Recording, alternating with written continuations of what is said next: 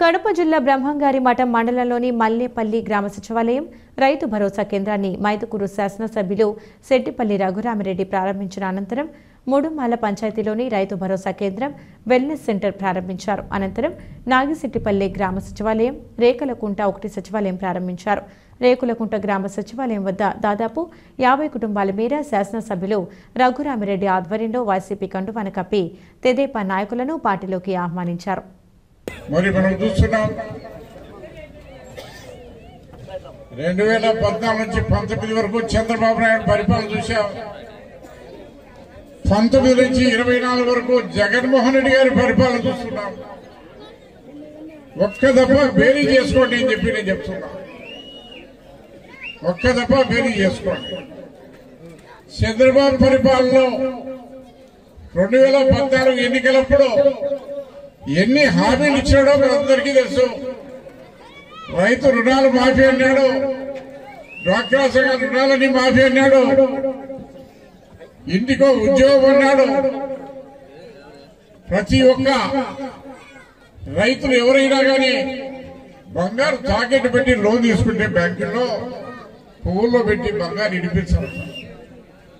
ఏ ఒక్కటైనా నెరవేర్చారు. ఇంకా చాలా ఉన్నాయని చెప్పుకుంటాం పోతే. మరి ఈరోజు జగన్మోహన్ రెడ్డి గారు 19 ఎన్నికల్లో చెప్పినటువంటిది ఏ ఒక్కటైనా మాట తప్పినడా అని చెప్పేసి. మరి ఇంతకు 14 నుంచి 15 చంద్రబాబు హయాంలో కేవలం జన్మభూమి కమిటీలని ప్రతి పంచాయతీకి 4 గంటల 3 పెట్టి కేవలం ఆ పార్టీకి సంబంధించిన వాళ్ళకే మేలు జరిగింది. కానీ సామాన్యులకు, ఎస్సీలకు కానీ, ఎస్టీలకు కానీ, బీసీలకు కానీ ఏ పరిశ్రమ వాళ్ళకి న్యాయం లేదా. మనం ఎక్కడైనా సరే అర్హత ఉన్నటువంటి ఎవరికైనా అన్ని సంక్షేమ పథకాలు వస్తున్నాయి కదా. మీరు పక్కన ఆలోచిస్తారు, అన్ని రకాల సంక్షేమ పథకాలు వస్తున్నాయి. మరి ఇవన్నీ కూడా మనం చూస్తున్నాం.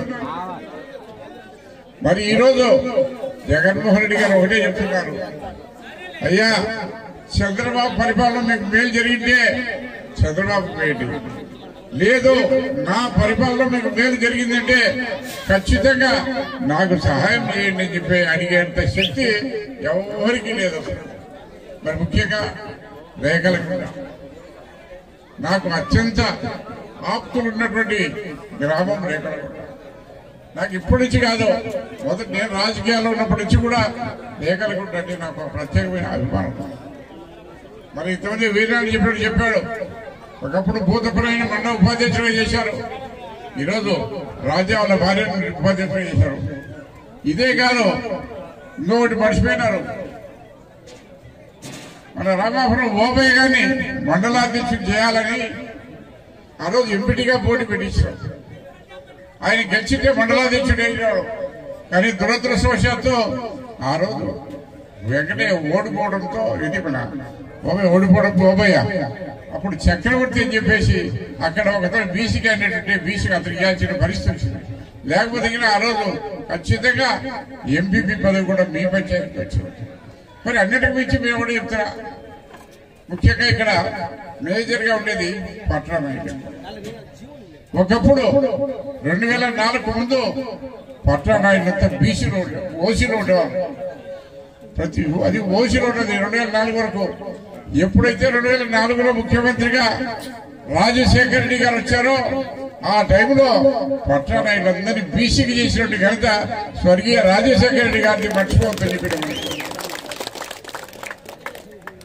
అప్పుడు ఓసీలు అయినా సరే, ఓసీ అయినా సరే నేను ఆ యొక్క పట్టణాల అభిమానంతో నేను ఒక కార్యక్రమం కూడా చేశాను, గుర్తు చేస్తున్నా. మాకు మైదుకూరు మండలం ఒకప్పుడు ఓసీకి వచ్చింది, బీసీకి వచ్చినది.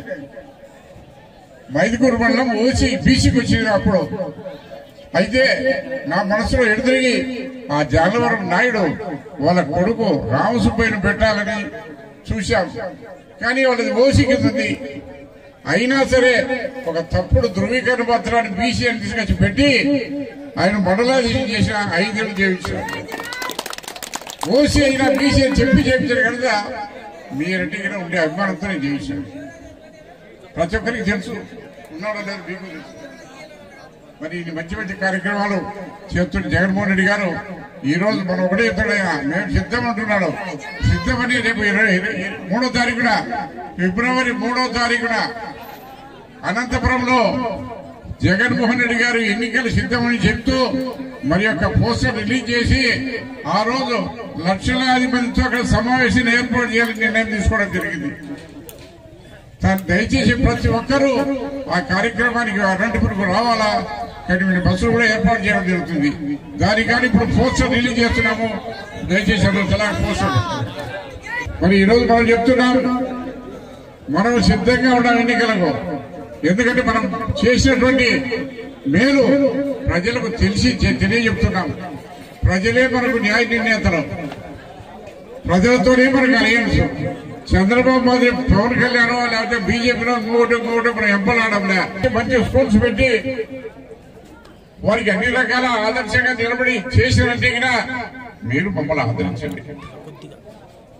ఈరోజు రైతులు ఉన్నారు, రైతు భరోసా తప్పకుండా ప్రతి కుటుంబానికి ఇచ్చారు,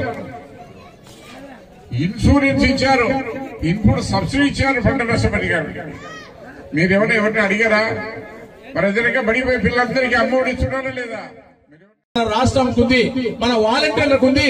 వాళ్ళకి 5,000 సిద్ధమైనా గాని తక్కువైనా బ్రహ్మాండంగా చేస్తారు.